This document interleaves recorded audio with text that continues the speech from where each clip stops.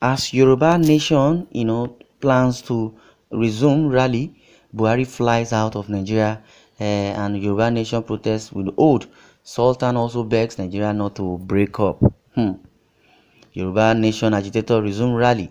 Yoruba nation agitator said they will resume their protest, which is today in the hometown of incarcerated campaigner Sunday Adeyemo, popularly known as Sunday IGBOHO.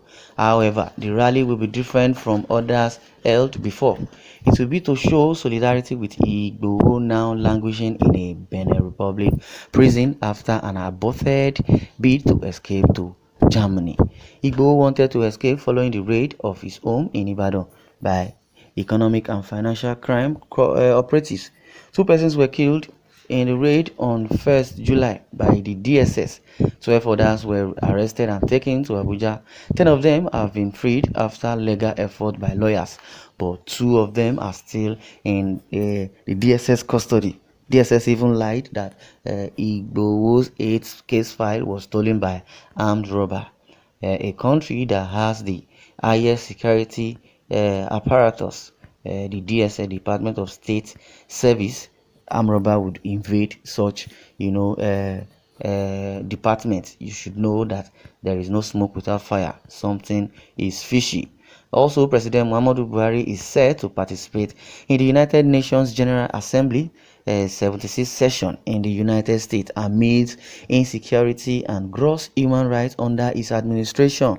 SAR reporters gathered that the president will depart Abuja on Sunday, September 19, to attend the conference, which will be declared open on September 14. The conference will end on September 27. The team going with him, Buhari, to the USA for the United Nations General Assembly leaves on Tuesday. The president will leave Abuja next time to join them. A presidential source has already told SAR reporters, and SAR reporters had earlier in the month reported how Buhari's chief of staff, Professor Ibrahim Gambari, among other officials, traveled to the United States to infiltrate the ranks of Nigeria's self-determination group, which earlier announced that they would storm the United Nations Assembly with demands for a referendum. A top source had said that while Buhari would be attending the United Nations Assembly, the entourage led by Gambari, who is a diplomat and former top United Nations official, was sent ahead to weaken the strength of the agitation group before the presidential arrival. The United Nations program is starting on September 18th. The chief of staff is leaving for USA and with some people working with him, including his personal assistant Lukman Bosun Emiola. No one knows when they will be back, but they are not supposed to have any business with the president's trip. Buhari will be attending the United Nations General Assembly, but the chief of staff already left the country as Sultan of Sokoto kick against the Yoruba nation separatists and also indigenous people of Biafra, rally.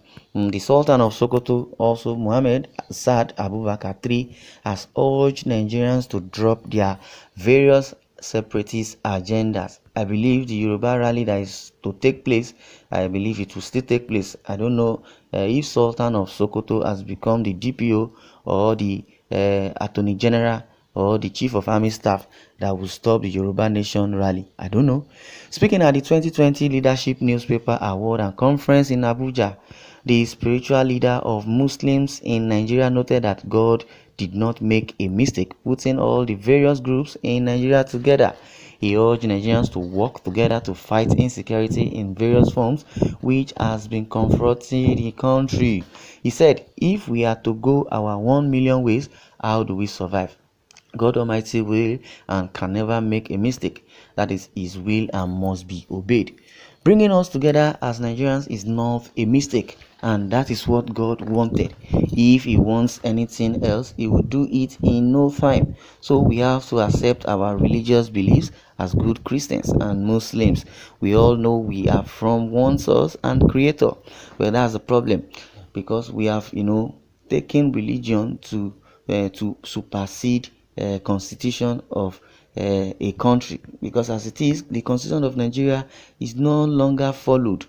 When so many people were faulting Buhari and his cohorts for Islamizing the country. They said, how? If you speak against his government, you'll be arrested. And some people will still support Buhari, say, no, why will you say Buhari wants to Islamize the country? Now, they always talk about religion. And religion, that's one of the problems we have in this Buhari's regime. Because they believe they are Muslims, they are jihadists, and the kind of Islam they practice in the northern part of the country, I believe maybe is different from the one they practice in the south. Because those that are living in the north with their Islamic belief, they believe if you don't accept what they believe, you will be killed. They are so rigid. But in the southern part, it's not like that. They believe everybody has a choice to any religion, or you have a choice to whatever you want to believe. But they have taken the religion to supersede our constitution. That's why you see that every Fulani Muslim, or the northerner, because the majority of them are Muslims, they believe in Sharia law. So if the constitution of Nigeria is not embedded in the northern part of the country, that means the southern part will suffer for it. They believe everybody in the south is they are Christians. So that made them believe that we in the southern part of the country are infidel. That is why they sent all these Fulani elders to come and invade the town. And meanwhile, Sunday IGBOHO is a Christian in the other part. Nnamdi Kanu also is a Christian. So maybe that's why they want to just eradicate those people from the planet Earth, just because they already know their agenda.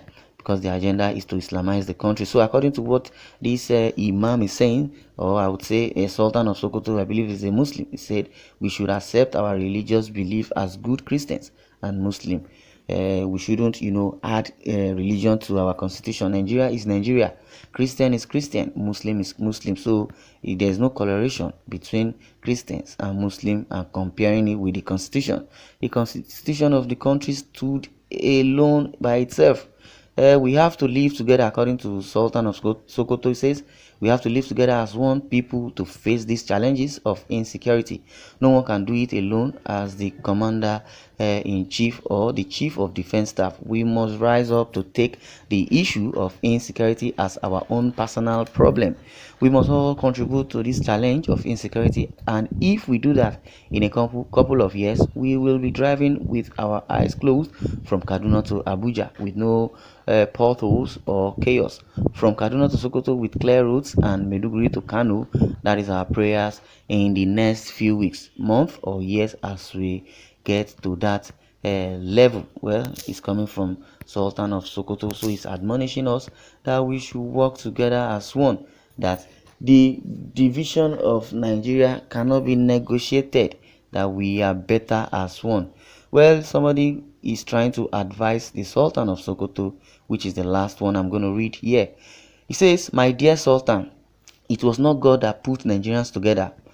One of the reasons for agitations to separate has been due to the Fulani claim that every other Nigerian is a slave, that the territory of Nigeria was conquered by their ancestor, Uthman Dan Fodio. It is only a tree you will tell that. Tomorrow I will cut you down and it will continue to stand where it is.